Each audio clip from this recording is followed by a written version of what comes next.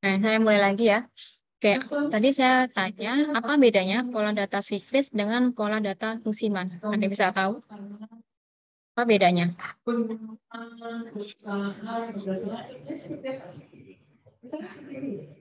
Anda bisa jawab, membantu saya. Apa bedanya pola data musiman dengan pola data siklis?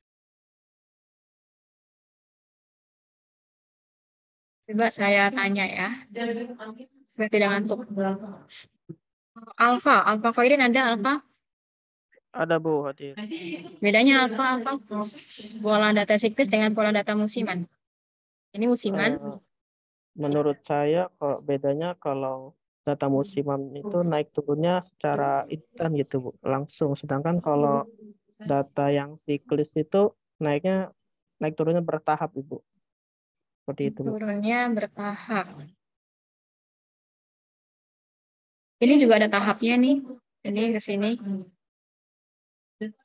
Ini ada tahapnya. Apa bedanya?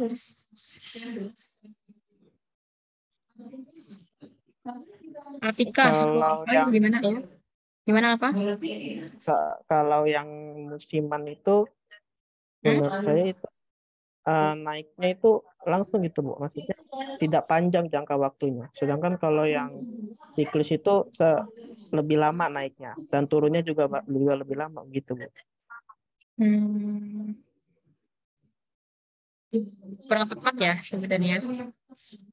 Tapi lebih kalau dari segi pola mirip. Bedanya apa? Kalau pola musiman dia di posisi puncak atau bawahnya itu selalu sama nih. Selalu rentangnya sama. Misalkan ini 12 hari, ini 12 hari, dari sini ke sini juga 12 hari. Ya, ini juga 12 hari. Jadi antara puncak ke puncaknya. Itu selalu tetap ya kalau musiman. Nah, kalau misalkan siklis itu dari segi pola sama dengan pola musiman, tapi dia itu antara satu puncak ini ke sini ya. Jaraknya ini kan ya. Kemudian dari satu puncak ke puncak lainnya itu tidak selalu sama gitu ya. Lihat dari lebarnya ini kan ya. Lebarnya ini sama lebar ini kan agak beda ya. Nah, tapi kalau dari segi pola dia mirip dengan pola musiman. Bedanya tadi kalau musiman setiap setiap tren naik atau turunnya dia akan memiliki jangka waktu yang sama gitu ya. Kemudian kalau pola data trend ini terjadi bila kenaikan atau penurunan sekuler jangka panjang. Jadi dia bisa naik terus atau turun terus. Nah, itu pola data trend. Contohnya gross national product ya. Produk nasional bruto ya. Bisa naik gitu trennya. Kalaupun turun dia nggak akan lama gitu ya. Misalkan ini ada turun ya sedikit nih. Turun ini sedikit. Nah, tapi dia cenderung untuk naik terus kan ke sini. Bukan seperti set kayak gini kan datanya kayak gini. Jadi disebut dengan pola data trend. Oke. Ada yang ditanyakan dulu sebelumnya untuk data time series? Ya. Kalau nggak ada saya lanjutkan. Nah, kalau data cross section ya, itu adalah data yang dikumpulkan dalam satu waktu ya, dalam satu waktu tapi banyak objek yang diamati. Kebalikannya ya dengan si siapa tadi time series ya. Kalau time series itu objeknya satu tapi waktunya banyak time waktu. Kalau ini cross section section ya berarti seksinya bagiannya itu banyak tapi diamati dalam satu waktu gitu ya. Contohnya kita ingin mengamati berapa jumlah petani, peternak, penyuluh, perusahaan, pedagang, koperasi, kemudian yang bekerja di bank ya. Ada berapa gitu. Tapi dalam waktu yang sama ya. Pada tahun 2022 gitu ya. Nah, ini akan diplotkan ya. Misalkan ini jadi satu ini ya. Ini kan berarti apa petani, peternak. Nah, tapi kan ini tidak akan petani tidak berhubungan langsung kan, maksudnya tidak berpengaruh apa ya namanya, secara signifikan kan terhadap jumlah gitu. Tapi nanti kalau misalkan kita lihat petani ke waktu satu ke waktu yang dua berarti itu gabung. Berarti itu datanya time series. Tapi kalau di sini satu waktu kita menganalisis beberapa objek secara bersamaan, misalkan ingin menganalisis jumlahnya. Berarti jumlahnya misalkan ada 10 di sini ya. Peternaknya berapa dan seterusnya ya. Disebut dengan pola data cross section. Nah, sehingga kalau kita bisa tarik kesimpulan data panel itu adalah gabungan dari data cross-section dan data time series, di mana di dalam satu pola datanya, penyebarannya, itu terdiri dari beberapa waktu dan beberapa objek yang diamati. Ya. Berarti tipe data panel dapat berupa longitudinal atau micropanel data, yaitu data yang diamati adalah variabel yang sama selama periode tertentu. Kok sama ya? Session dan data time series, data panel dapat berupa longitudinal atau micropanel data, yaitu data yang diamati adalah variabel yang sama selama periode waktu tertentu. Berarti ini kalau micropanel ya, dalam jangka yang kecil. Nah, misalnya apa? Data pertumbuhan ekonomi provinsi di Indonesia era otonomi daerah, apa sih? Era ODA ya, otonomi daerah dari tahun 2001 sampai 2006. Data ini kumpulkan informasi terhadap semua provinsi di Indonesia yang jumlahnya sebanyak 33. Nah, berarti di sini menandakan jumlah I-nya, ini jumlah T-nya ya. Ya, jadi I-nya dari 33, T-nya 2021 sampai 2006. Ya. Berarti ada 6 tahun ya, diamati sekitar 33 provinsi. Sehingga banyaknya data itu adalah perkalian antara I dikali dengan T. Ya. Berarti kan kalau 33 provinsi satu tahun ada 33. Kalau 2 tahun ada 66. Kalau misalkan 6 tahun ya berarti 33 dikali jangka waktunya kan. Begitu. Ini adalah jumlah datanya. Oke.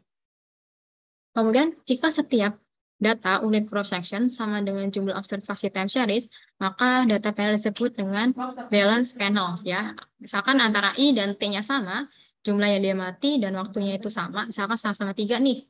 Ya, berarti dia disebutnya dengan balance panel. Setimbang ya. Kemudian, jika jumlah observasi berbeda pada masing-masing anggota panel, maka disebut unbalanced panel. Ya.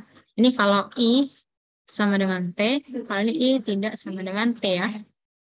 Gitu. Oke. Kemudian, data cross-section merupakan data yang dikumpulkan dalam satu waktu terhadap banyak individu. Ini kalau cross-section. Misalnya, sensus penduduk yang dikumpulkan selama 10 tahun. Yang terdiri dari berbagai variabel ya. Jadi dari 10 tahun itu dikumpulkanlah data sebanyak misalkan dari segi pekerjaan, berapa jumlah keluarga, kemudian kelahiran, kematian, pendidikan dan sebagainya ya. Tapi dalam satu waktu itu. Nah, kalau misalkan dari satu waktu itu 10 tahun, kemudian 20 tahun, kemudian 30 tahun, nah itu bisa berubah menjadi data time series ya. Kalau kita sudah plotkan untuk rentang waktu tertentu. Nah, tapi berarti kalau misalkan gitu apa? Time series dan cross-section digabung jadi panel kan. Dari 10 tahun, 20 tahun, 30 tahun, tapi yang diamati banyak objek begitu.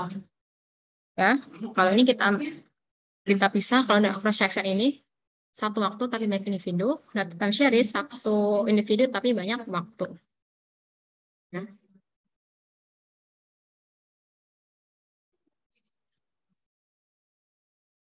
Ya. Nah, kenapa kita harus menggunakan data panel? Pertama, karena analisis menggunakan OLS, ya, metode kuadrat terkecil ya bahasa Indonesianya, akan menyebabkan bias. Ya, karena tidak bisa menangkap individual heterogeneity pada masing-masing individu. Individu heterogeneity itu apa? Jadi kan kalau misalkan kita menganalisis data time series, itu kan datanya satu ya, tapi dia itu waktunya banyak. Nah, sedangkan kalau data cross-section itu objeknya banyak tapi waktunya satu. Nah, itu kurang melihat adanya heterogenitas di dalam setiap individu. Ya, misalkan nih kita kalau saya buat time series-nya ya. Nah, ini time series-nya individu satu tapi dia ada perubahan tidak ya dari waktu ke waktu. Gitu ya. Nih perubahannya terserah Y. Nah, kalau saya buat dalam bentuk cross-section ya, berarti ini tuh lebih ke banyak orang kan, banyak individu ya, ini I-nya, kemudian ini Y-nya. Nah, kalau ini kita hanya bisa mengamati satu buah individu, satu individu ya, kemudian dia hanya perubahan satu individu di waktunya berapa ya, satu individu di ini berapa ya, gitu. Tapi kita nggak bisa menganalisis banyaknya orang gitu ya, banyaknya orang ini satu dengan orang lain itu tidak bisa.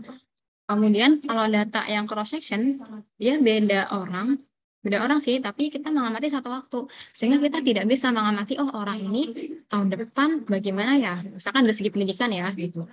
Orang ini yang orang kedua, tahun depan jadi apa ya, gitu ya. Nah, ini kurang bisa mengangkat individual heterogenitinya, ya, atau heterogenitas dari individunya terhadap perubahan. Gitu. Oleh karena itu, analisis data panel digunakan untuk menangkap perbedaan antar waktu, ya, antara individual, ya, dan antar waktu. Ya, gitu. Karena apa? Asumsinya tidak mungkin masing-masing individu memiliki karakteristik yang sama. Misalkan nih, saya aja nih, jam ini, jam nanti kan akan beda kan karakternya gitu ya. Meskipun orangnya sama gitu ya, sama dengan orang lain gitu. Misalkan dia berganti waktu, nanti akan terjadi suatu individual heterogenetinya gitu ya. Oke, sehingga cara data panel dapat menangkap individual heterogeneity melalui error termnya. Dan di sini ada nilai error term yang bisa kita lihat, oh berapa sih sebenarnya individual heterogenetinya gitu ya. Ini lebih efektif dibandingkan kita harus mencari satu data diplotkan jadi time series. Kemudian satu data lagi diplotkan jadi cross section gitu. Oke. Ya, jadi kelebihannya bila data panel berhubungan dengan individu, perusahaan, negara, daerah, dan lain pada waktu tertentu, maka data tersebut adalah data yang sifatnya heterogen. Ya, ada individu, ada perusahaan, negara, dan daerah, itu disebut dengan heterogen panel. Kombinasi data cross-section dan time series akan memberikan informasi yang lebih lengkap, lebih beragam, dan kurang berkorelasi antar variabelnya. Ini maksudnya autokorelasi ya. Kemarin kan kita ingin menghindari ya nilai autokorelasi gitu. Nah, kalau misalkan kita menggunakan data panel, kita akan mengurangi nilai korelasinya gitu antar variabel sehingga derajat bebasnya lebih besar dan lebih efisien. Kalau misalkan korelasinya itu kecil, ya kita akan meningkatkan derajat bebasnya. Otomatis kan kalau kurang berkorelasi misalkan ya, nah si bebasnya ini akan lebih bebas lagi kan untuk memberikan suatu pengaruh gitu ya. Oke. Kemudian studi pada data panel lebih meyakinkan untuk menentukan perubahan dinamis dibandingkan dengan studi berulang dari cross section. Ya, jadi dia lebih bersifatnya dinamis, ada perubahannya ketika kita hanya menggunakan data itu dan kita analisis dengan menggunakan data cross section ya. Kalau data cross section kan tadi satu waktu tapi individunya banyak. Nah, sehingga kita tidak bisa melihat ya ukuran perubahan waktunya terhadap perubahan orangnya gitu atau perubahan objeknya begitu. Nah, kemudian kelebihan yang lain adalah data panel lebih baik mendeteksi dan mengukur efek yang secara sederhana tidak dapat diukur oleh data time series atau cross section. Misalnya efek dari upah minimum ya, ini masuknya ke error ya. Padahal ini sebenarnya kalau kita masukkan dia akan mempengaruhi perhitungan-perhitungan yang lain ya. Jadi kalau untuk yang data panel ini efeknya dari errornya bisa terdeteksi gitu ya daripada kita menggunakan cross section atau time series. Nah, kemudian data panel ini membantu studi menganalisis perilaku yang lebih kompleks ya. Karena tadi dia bisa menggabungkan banyak data, banyak objek ya. Misalkan dari segi banyaknya pendidikan gitu ya, kemudian usia dan sebagainya. Jadi dia lebih kompleks dan cakupannya lebih banyak ya dari individu, kemudian perusahaan, negara ataupun regional gitu. Misalkan fenomena skala ekonomi dan perubahan dari suatu teknologi. Jadi dia bisa lebih kompleks, lebih luas cakupannya. Dia bisa digabungkan ya, gitu. Kemudian data panel dapat meminimalkan bias yang dihasilkan oleh agregasi individu atau perusahaan karena unit data lebih banyak. Nah, ini bias ya, artinya antara apa sih? Nilai real dengan nilai yang kita tebak itu tuh dia bisa dikurangi nilai biasnya ya. Harus bisa apa namanya kalau realnya sama dengan tebakan kan itu bagus ya, tapi kan tidak mungkin semua data itu akan letaknya tepat ya prediksi dengan nilai realnya, tapi setidaknya kita menggunakan error yang sedikit supaya biasanya minimal gitu ya. Nah, ini kalau misalkan kita buat samanya, ini model data cross section ya, YI-nya itu dipengaruhi alpha, beta XI ditambah error I-nya. Oke, nah ini simbolnya ada I ya kalau data cross section itu. Jadi data ke berapa, objek ke berapa gitu ya. Objek ke berapa sampai N. Kemudian N ini adalah baiknya data cross section. Gitu ya. I-nya boleh dari 1, 2 sampai terserah berapa bracketnya. Kemudian ini data time series yang paling sederhana. Ya, dia ada alpha, ini beta, xt. Berarti di sini adalah pada data X tapi waktunya beda kan. Kalau ini data X itu individu yang berbeda atau objek yang berbeda. Di sini bedanya. Oke, ya. Kemudian ini T-nya dari 1 sampai T besar. Ini terserah mau sampai berapa. Kemudian T itu banyaknya data yang kita analisis dalam time series-nya gitu ya. Kalau misalkan saya buat ini grafiknya. Ini ada YI, ini XI. Tahun yang sama ya atau waktu yang sama. Kalau ini di YT, ini XT. Nah, kemudian data panel itu adalah gabungan data cross section dengan data time series. Nah, di mana ini bisa kita jadikan satu, ada Y, jadi YIT. Jadi YIT itu misalkan satu-satu, berarti data ke satu, objek ke satu, waktu ke satu, gitu kan ya. Nah, kemudian nih alpha ini adalah suatu koefisien, di mana kalau semuanya nol, dia akan muncul sendiri ya. Kalau semuanya nol, dia akan sama dengan nilai Y-nya. Kemudian beta 1 itu adalah suatu koefisien, nanti terserah, tergantung dari model kita apa ya. Kalau misalkan ekonomi kan, nanti ini hubungannya, ini XI kita namakan apa. Nah, beta ini adalah faktor kekuatan dari si X ini. Gitu. XIT. Dan sama dengan beta 2, itu nempel di X2 IT. Ini ada nilai errornya ya. Error 1 di waktu 1, kalau I11. Ini kumpulan ya, kerangka umum data panel 1 keubah bebas. Jadi ini ada I objeknya, I1 sampai I tertentu, kemudian T-nya dari T1 sampai T tertentu. Nah, ini data. Kalau ini nanti akan mempengaruhi ke sini kan, variabel bebas, mempengaruhi variabel terikatnya. Gitu. Ini variabel independen, ini variabel dependent.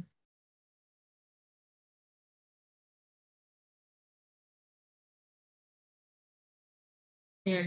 Kita masuk lagi, lebih lanjut lagi bahwa tadi sudah jelaskan ya bahwa data panel itu adalah gabungan antara data time series dengan cross section ya. Jadi dia bisa meliputi level rumah tangga, industri, kabupaten, provinsi atau negara. Ya, untuk darat waktu bisa berupa data harian, mingguan, bulanan, triwulan, dan tahunan. Oke, ini contoh dari pool data ya. Data panel, contohnya adalah penjualan produk dari 10 perusahaan yang dikumpulkan selama 5 tahun berturut-turut. Berarti objeknya ada 10, kemudian T-nya ada 5 ya. Gitu. Jadi 10 perusahaan diambil datanya, kemudian secara 5 tahun berturut-turut diambil. Tahun pertama berapa, tahun kedua berapa, ketiga sampai kelima. Nah, kemudian nomor 2, koperasi, profit darinya 15 KUD, koperasi unit desa, yang diamati selama 4 tahun runtun waktu.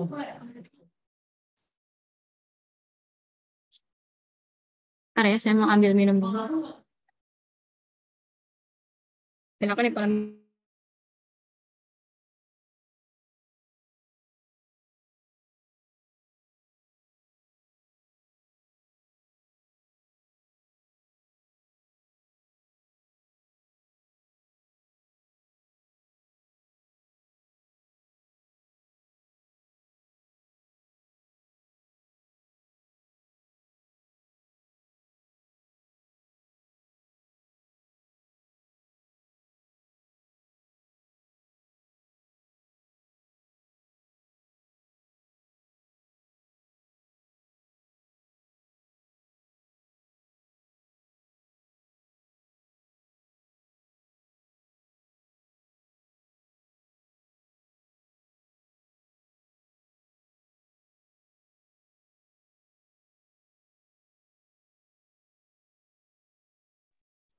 Ini tadi kita masuk ya.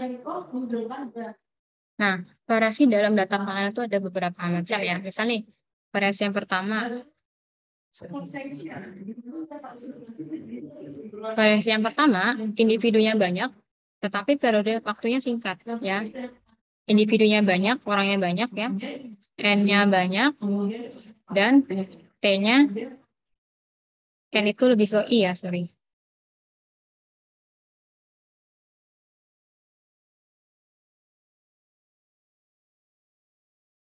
Ini banyak individu adalah ini I-nya banyak, dan T-nya kecil ya. Variasi yang kedua, individunya sedikit, I-nya sedikit, kemudian periode waktunya besar. Kemudian individu banyak, N besar, I besar, tapi periode waktunya besar juga ya. Bukan tapi ya, dan ya. Atau dia kalau kecil dan kecil dia dimasukkan ya.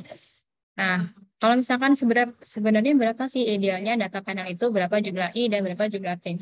Misalnya kita analisis ya, kalau I-nya 1, T-nya 1.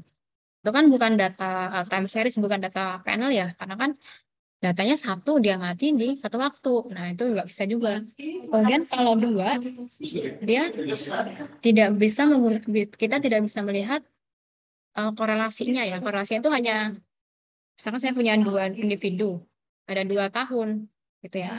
Nanti kan ini tahun 1, tahun 2 kan. Nah, ini sini. Nah, ini kan kita tidak tahu kan berapa sih sebenarnya ini kenapa dipengaruhi ke sini kan. Kalau ini kan tahu dipengaruhinya oleh ini. Nah, ini ke sini tidak tahu kan. Minimal berapa? I dan T-nya adalah 3 ya, minimal untuk menjadi suatu data panel. Kalau data ketiga masih bisa diamati ya ke sini nanti. Nah, kemudian apabila observasi individunya banyak ya, I-nya besar, jumlahnya objeknya banyak, tapi jumlah ini jauh lebih besar daripada T, ya misalkan N-nya kita ambil ada 700 data. Kemudian I-nya ya, T-nya ini hanya 3. Nah, ini sangat jauh kan antara 3 dengan 700, sehingga analisis yang digunakan itu bukan lagi analisis panel statis, tapi analisis panel yang dinamis. Nah, ini tidak kita pelajari di dalam S1 ini ya. Kalau mau nanti silakan lanjutkan untuk di S2 tentang belajar panel dinamis, itu ekonometrika yang lebih lanjut ya.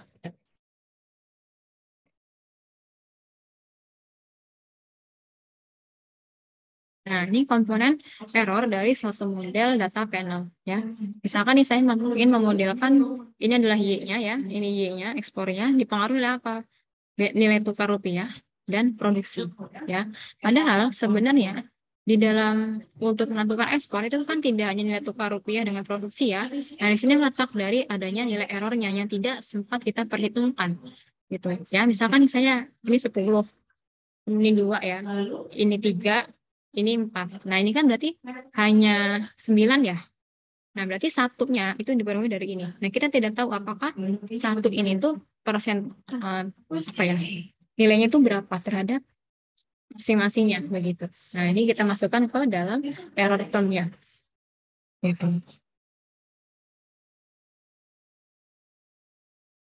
Dan ini adalah EIP-nya, di mana lambda 1 itu adalah individual heterogenitasnya nih. Ya. Kemudian UIT adalah sisa errornya. Gitu. Sebenarnya di dalam EIT ini ada konstanta, ada koefisien juga ya. Gitu. Nah, ada sisa error yang sudah memenuhi asumsi dari Gauss.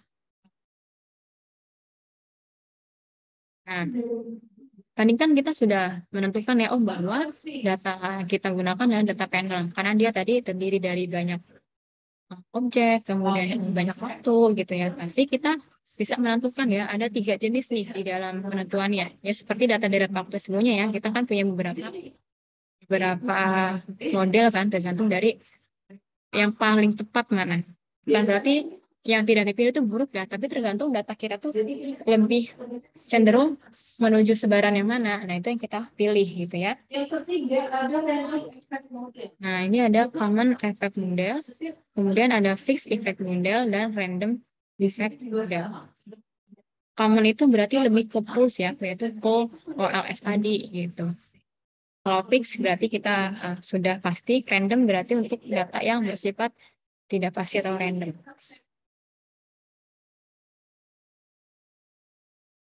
Nah, ini common effect model adalah teknik yang paling sederhana untuk mengestimasi parameter model dari suatu panel. Ya. Parameter itu beta 1, beta 2 itu parameter. Yaitu dengan apa? Mengkombinasikan data cross-section dengan data time series sebagai satu kesatuan tanpa melihat adanya perbedaan waktu dan individu. Dengan pendekatan yang sering dipakai adalah metode pool-less. Jadi ini boleh dianggap sebagai POLS ya. Pool data panel OLS. Ya, jadi dia menggabungkan antara data cross-section dengan data time series gitu. Jadi satu kesatuan, jadi satu data. Misalkan XIT, nah ini menjadi X saja gitu ya.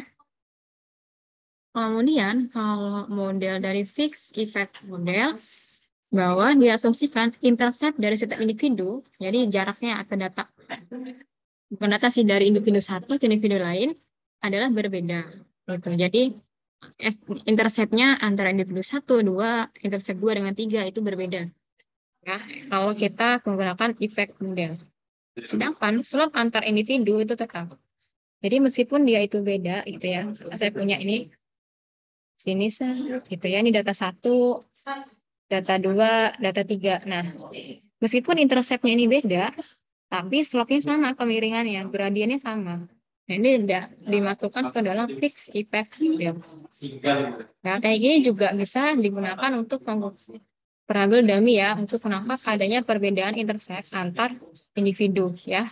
Misalnya dari individu kita bagi lagi umur gitu ya, atau jenis kelamin gitu.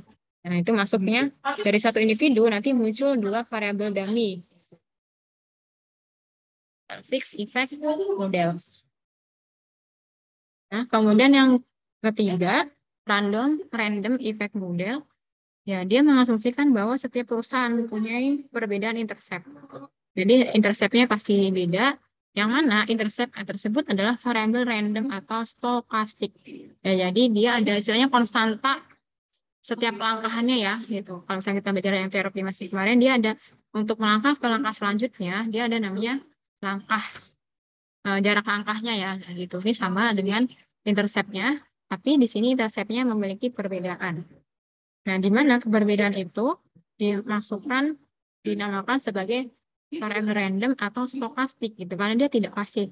Bisa jadi dia 1, nanti 2, nanti 3 gitu ya. Nah, kemudian kalau tadi kan mirip ya sebenarnya, intercept-nya berbeda, tapi kalau ini slope-nya dia berbeda juga gitu ya.